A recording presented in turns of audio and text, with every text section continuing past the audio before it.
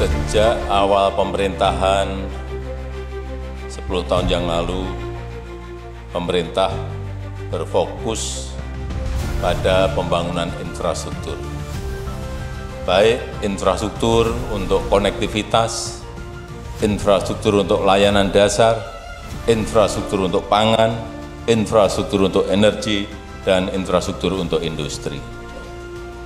Angka-angkanya, berapa kilometer jalan tol, berapa kilometer jalan nasional, semuanya sudah disampaikan di layar. Berapa jumlah pelabuhan besar, sedang maupun kecil, berapa airport baru yang telah dibangun, sudah disampaikan semuanya. Sepanjang 2.200 km jalan tol telah terbangun dan lebih dari 40 bendungan baru juga telah kita miliki. Sekitar 27 bandara baru telah ada di Indonesia, serta proyek besar lainnya seperti jalur kereta api, kereta cepat, dan Ibu Kota Nusantara IKN telah dibangun dalam 10 tahun terakhir. Dan bukan hanya itu, konektivitas antar wilayah juga diperkuat dengan pembangunan jalur Trans Papua, Trans Kalimantan, dan Trans Sumatera yang dirancang untuk menghubungkan wilayah-wilayah yang selama ini terisolasi. Kita ini berada di ruas jalur Wamena sampai ke Kenya dan Agats sepanjang. Pembangunan infrastruktur di Indonesia telah mengalami percepatan yang signifikan selama pemerintahan Presiden Joko Widodo. Berbagai proyek besar diluncurkan adalah untuk memperkuat konektivitas dan mendukung transformasi ekonomi yang inklusif dan berkelanjutan.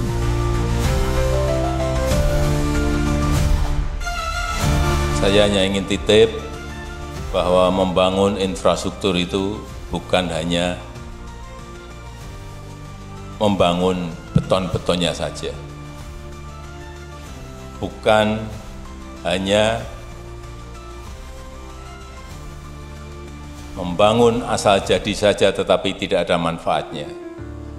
Kita tahu dari pembangunan infrastruktur ini, World Competitiveness Ranking kita naik dari 34 melompat ke 27. Daya saing, itu yang ingin kita raih dari pembangunan-pembangunan yang ada. Selain tentu saja kemanfaatan dari infrastruktur itu untuk rakyat. Karena kita memang sekarang ini berkompetisi, bersaing dengan negara-negara lain. Begitu konektivitas tidak baik, begitu infrastruktur tidak baik, siapa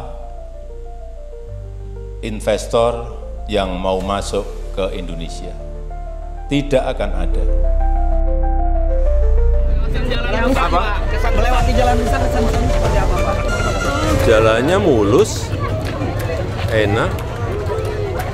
Dinikmati ya, Pak? Dinikmati. Guncang-guncang rambutnya. Lubang Seribu. Iya. Kenapa dibilang Lubang Seribu, Pak? Karena berpuluh-puluh tahun nggak pernah dibenahi jalannya. Pembangunan tak hanya difokuskan di Pulau Jawa, tetapi menyasar wilayah-wilayah yang sebelumnya kurang tersentuh. Pembangunan dalam konsep Indonesia sentris untuk memastikan seluruh wilayah Indonesia dapat terhubung secara fisik dan ekonomi. Salah satu fokus utama dalam pembangunan infrastruktur di era Presiden Jokowi adalah pembangunan jalan tol. Dalam hal ini, pemerintah menargetkan total 2.700 km jalan tol baru yang fungsional dan hingga akhir 2024 telah tercapai sepanjang 2.200 km. Ini adalah jalan tol terpanjang yang pernah saya resmikan. Ini adalah pencapaian yang signifikan mengingat pada tahun 2014 hanya ada 780 km jalan tol yang operasional di seluruh Indonesia. Dengan demikian, dalam satu dekade, panjang jalan tol di Indonesia telah meningkat hampir 3 kali lipat.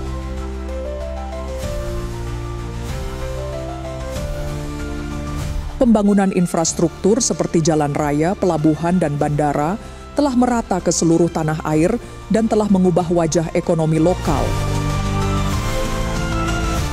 Tercatat pembangunan jalan nasional dalam kondisi baik telah bertambah hingga sepanjang 6.000 km.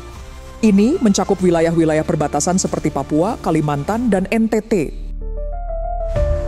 Puluhan bendungan besar telah dibangun. Pembangunan bendungan ini tidak hanya berfungsi untuk pengairan lahan pertanian, tetapi juga sebagai sumber energi bersih, pengendalian banjir, dan penyediaan air baku untuk industri dan rumah tangga, menjadikannya bagian integral dari pembangunan ekonomi berkelanjutan. Dan salah satu proyek besar yang paling menjadi sorotan adalah proyek Ibu Kota Negara IKN Nusantara di Kalimantan Timur. Proyek ini dirancang sebagai simbol transformasi Indonesia menuju negara yang lebih modern, berkelanjutan, dan merata.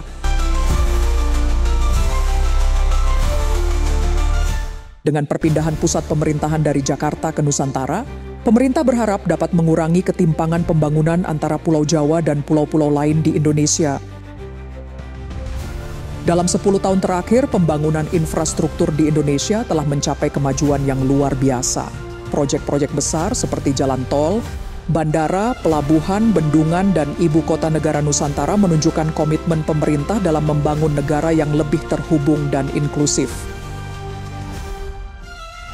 Infrastruktur yang baik adalah kunci untuk membuka potensi ekonomi, mengurangi ketimpangan, dan meningkatkan daya saing Indonesia di pasar global untuk mewujudkan visi Indonesia Emas 2045. Tidak hanya membangun beton. Saya sudah berapa kali Pak Menteri, kalau saya ke lapangan meresmikan atau melihat progres perkembangan sebuah proyek, pasti saya tegur kalau berkaitan dengan landscape, estetika, lingkungan, karena ini ke depan akan menjadi hal yang sangat penting. Jadi, kalau sudah anggarannya di bawah, HPS-nya sudah di bawah 80%, jangankan soal estetika, jangankan soal landscape, jangankan soal lingkungan, jadi baik saja belum tentu. Benar enggak?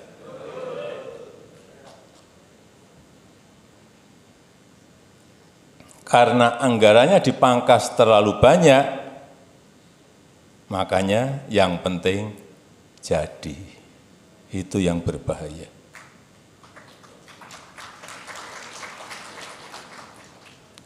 Kok ditepuk tangan? Karena memang tidak ada anggaran untuk mempercantik bangunan itu. Kita harus mulai dengan estetika, keindahan, landscape, lingkungan. Sekali lagi, saya ulang-ulang.